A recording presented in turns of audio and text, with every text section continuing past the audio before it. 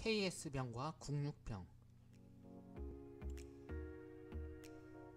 KS병. 당시 학교 서열은 중학교 때부터 나타나고 있었다. 서연고, 서성한, 중경외시 하듯이. 때문에 경기 중고등학교와 같은 최정상의 학교에 들어간 극소수의 승자는 큰 영예를 누릴 수 있었지만 대다수는 패자가 되어야만 했다. 도올 김용옥의 회고다. 내가 학교 다닐 때에는 경기중학생이라는 것은 과거의 장엄급제생보다도 더 뻐길 수 있는 것이었다. 정말 천재가 아니면 발을 들여놓을 수 없는 그런 곳이었다. 경기중학생을 보면 교모 빠찌와 가슴에 달린 명찰은 정말로 눈부시게 빛났다. 나도 명문사립인 보성중학을 다녔지만 감히 경기중학에는 명함을 내밀 수 없었다. 그땐 정말 나는 부끄러운 존재였다. 오죽했으면 KS병이라는 게 생겨났다. 그것은 많은 사람들이 KS 앞에서 주눅이 들어 스스로 부끄러운 존재로 자신을 폄하하는 병인 동시에 KS 출신들에게는 기고만장해하고 치졸할 정도로 오만방자하게 만들었던 병이다. 당시 KS병을 이호철은 이렇게 증언한다. 60, 70년대는 경기중앙계 서울대 출신이 아니면 온전한 사람 취급을 안하는 아나무인병이 있었다. KS병에 걸린 이들과 술자리라도 같이 하게 되면 늘 비아냥조의 재담이 이루어졌는데 그들에게 있어서 세상 사람들은 대부분 전응아로 떨어져 나가곤 했고 같은 경기중학 출신이라도 자신보다 공부를 못하면 전응아가 되어버렸다. 그들의 입에서는 그렇게 전응아라는 말이 거의 떨어지지 않았다. 국육병. 중학입시에 시달려야 했던 5, 60년대 아동들의 삶은 비참했다. 오늘날 고3병이 있었고 70년대에 중3병이 있었다면 당시에는 무려 국육병이 있었던 것이다. 헐? 국육병? 문제 하나로 합격, 불합격이 결정되고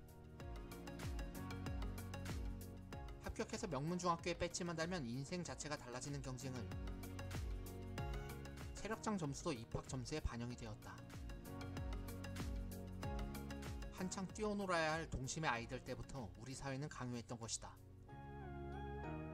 때문에 당시 국민학교 6학년들의 생활은 그야말로 입시지옥을 방불케 했다.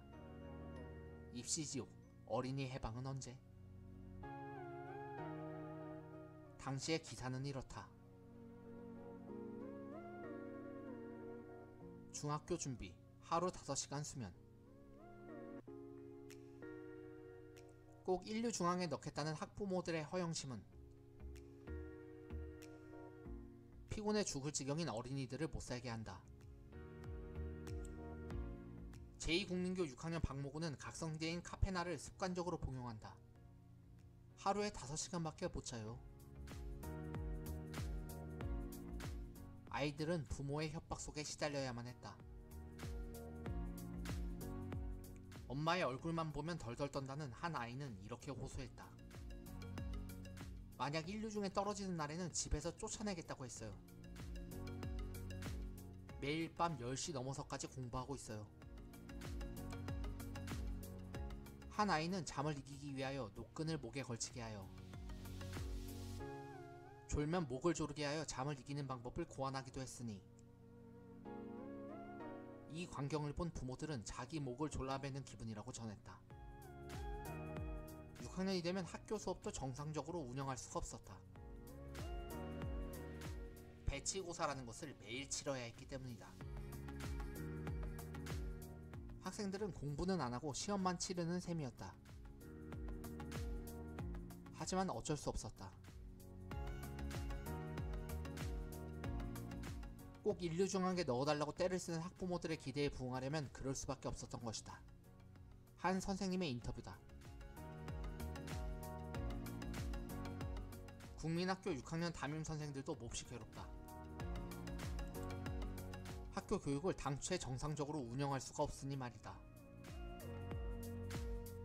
입시를 전후해서는 학생들의 극단적인 사고도 잦았으니 이 시기가 되면 유독 가출 사고와 자살 사건이 많아진다. 입시를 앞두고 최근 서울의 한 국민학교에서는 가출한 국민학생 수만 10명이나 된다. 시 여중에 불합격하여 국민학교 여학생이 음독 자살을 했다. 이런 식으로 말이다. 각성제를 먹으며 밤새 달달달 외우던 학생들. 90년대 중반까지만 해도 우리나라에서는 카페인제가 약국에서 흔하게 팔렸다. 한 알에 커피 4잔 분량의 카페인이 들어간 알약을 학생들은 잠을 쫓겠다며 한 번에 4알씩 삼키곤 했었다. 그리고 밤을 새서 벼락치기를 한 뒤 다음날 시험을 치르는 것이다. 1967년 설문 결과 당시 학생들의 3분의 1 이상이 아나뽕, 스타리, 타이밍 등의 중독성 각성제를 상습적으로 복용하고 있었고, 특히 여학생의 경우 60% 이상이 각성제를 남용한 것으로 밝혀졌다. 그렇게 몸을 혹사시킨 학생들은 스트레스와 불안 증세에 시달리고 코피도 곧잘 쏟아붓곤 했었다. 국민학생들까지 아나뽕, 타이밍을 서슴없이 복용하던 당시 중독성 각성제 상습 남용, 졸음 쫓으러 위험 무릅쓴 수험생, 입시지옥은 한창 발육기에 있는 아동 건강을 크게 해치고 있었으니 당시 한국과 일본 아동들의 신장과 체중을 비교해보면 6세까지는 한국의 아동들이 일본 아동들보다 더 컸지만 국민학교에 입학하는 7세부터 떨어지기 시작, 입시 준비기인 11세에서 13세가 되면 현저히 떨어지는 것으로 나타났다. 1965년 한일 양국이 공동조사한 13세 어린이들의 체격은 이러했다. 하지만 그렇게 잠을 줄여가며 코피를 쏟으며 공부했던 학생이건만 교육의 질은 도통 찾아보기 힘들었고 철저히 암기 위주였다. 뭐든 빠르게 압축 성장을 하려는 조바심 때문이었을까? 아니면 암기에 치중했던 과거 유교 교육의 폐해였을까? 당시 교육은 이러했다.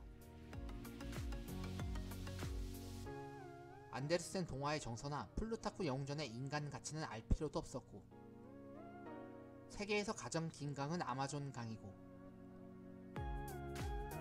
지구에서 달까지의 거리가 38만 4,400km라는 것을 달달달 외워야만 했다. 월슨의 사상이 중요한 것이 아니라 월슨이 어느 시대, 어느 나라의 몇 대 대통령이냐, 이런 게 관심거리였다. 중학교 무시험 진학제도. 하지만 어린 국민학생들까지 치열한 입시 전쟁터에 내몰게 할 수 없다는 비판과 자성이 일어나는 가운데 정부는 1968년 7월 중학교 무시험 진학제도를 발표하게 된다. 종래 일반 국민들이 국민학교 어린이들에게 너무 과도한 입시교육, 다시 말해 과외 공부를 시킨 결과 소위 인류병과 입시 준비 교육이 우리나라 사회의 가장 큰 병폐로 되어 있습니다. 이러한 점을 고려해서 앞으로 중학교 입시를 완전히 없애도록 하겠습니다. 그것은 교육혁명으로 일컬어질 만큼 전격적인 발표였다.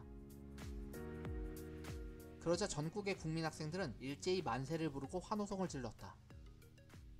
우와, 정말이에요? 그게 사실이라면 이번 방학에는 마음껏 놀고 싶어요. 다만 이런 의혹과 불만들도 있었다. 혹시 대통령 아들의 진학을 염두해서 이런 정책이 나온 거 아냐? 아무리 그래도 학교 간 평준화라니 실력차를 너무 고려하지 않는 거 아냐? 그렇더라도 국민 다수는 중학교 입시 폐지 소식에 크게 환영하고 있었다. 마 잘됐구만. 얼라들한테는 너무 가혹한 거라. 그리고 1969년 2월 서울 시내중학교에서 무시험 입학을 위한 학교 배정 추첨이 시작됐다. 무시험 입학은 69년에 서울에서 시작해서 70년에는 전국적으로 확대된다는. 이때 아이들은 스스로 추첨기를 돌려 당첨된 구슬에 따라 진학할 중학교를 결정했다. 기마부계 K중, 바가무계 S중. 그리고 이렇게 무시함으로 추첨을 통해 학교를 배정받은 학생들을 입시를 통해 진학한 예전 학생들과 구별하기 위해 뺑뺑이 세대라고 불렀다.